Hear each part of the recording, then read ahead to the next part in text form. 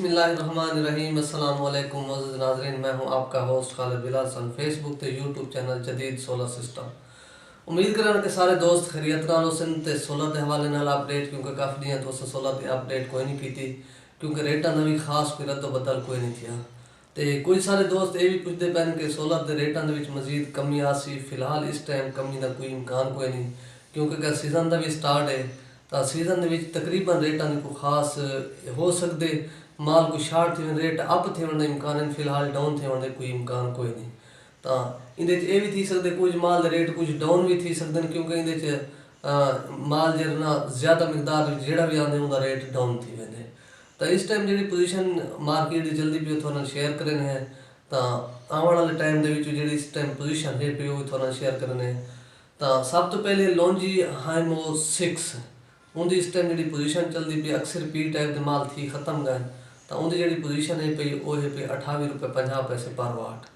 और इस तो इलावा बाकी है लॉन्जी 555 वाट, उनका भी इस टाइम माल मार्केट के काफ़ी दिया तो कोई नहीं। तो उन्हें जो रेट दसेंदे पैन के 27.50 रुपये। और इस तो इलावा बाकी है लॉन्जी हाइमो 7, उनकी इस टाइम जी पोजीशन है पी वो है 29.50 रुपये पर वाट। और इनके तो इलावा बाकी है क्राउन कंपनी, क्राउन का क्योंकि इस टाइम माल अक्सर पूरे पाकिस्तान में सप्लाई थी चुके, तो उनके रेट भी तकरीबन भी बरकरार हैं, पर कोई खास अप डाउन भी कौन था जिस इनका भी माल मार्केट के पहुँचे। उनकी जी इस टाइम पोजीशन है सिंगल गिलास का जो माल है पिया 580 और 85 वाट के आना पाए। तो उनकी जी पोजीशन है पी वो है 27 रुपये पर वाट। और डबल गिलास का 580-85 उनकी जी पोजीशन है पी वो 28 रुपये पर वाट। और उन्हें 620 भी माल आना पाए। तो काफ़ी सारे दोस्त ये भी पूछते पैन कि 20 लाइन के माल जो आए सब कन्फर्म करे सो। तो वो क्राउन का माल 20 लाइन के वो भी तकरीबन मार्केट के आने वाले। तो उनकी भी पोजीशन जी वो भी 28 रुपये पर वाट। और इस तो इलावा बाकी है कनेडियन का माल थोड़ा मार्केट में शार्ट रह गए। तो उनकी जी इस टाइम पोजीशन है पी वो है 30.50 रुपये पर वाट। और उनका पी टाइप का माल इस टाइम कनेडियन का बिल्कुल भी कोई नहीं आना पिया। और बाकी है जिनको एन टाइप की पोजीशन है कि जो सिंगल गिलास का माल है वो मार्केट में शार्ट रह गए, उनका रेट थोड़ा अप है पिया। तो जो डबल गिलास है पिया उनका माल वाफिर मिकदार आए तो उनका रेट थोड़ा डाउन है पिया। उनकी इस टाइम जी डबल गिलास की पोजीशन है पी 29 रुपये, तो जी सिंगल गिलास की पोजीशन है वो 30 रुपये पर वाट की है।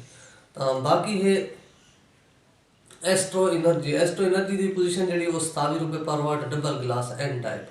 और इस तो इलावा बाकी है इनवरेक्स का पी टाइप का माल आना पे इस टाइम मार्केट तो उनकी जी पोजीशन है 555 वाट सिंगल गिलास, तो वो है पे 26.50 रुपये पर वाट।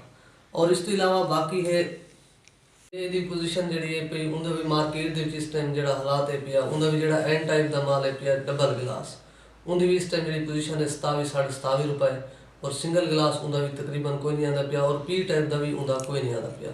बाकी मार्केट काफ़ी माल मौजूद हैं पे बी ग्रेड के माल इन पे काफ़ी दोस्त आपको ये भी आते हैं कि भी इतने तो वाट मिलता पे 25 रुपये 24 रुपये, लेकिन वो माल बी ग्रेड के जो 580-85-24-25 रुपये के मिलते पे वो कोई वेरीफिकेशन उन्होंने नहीं आनी क्या किसी में भी तस्दीक कंपनी नहीं करेंगी, तो वो भी मजीद चेक करके गिन सो।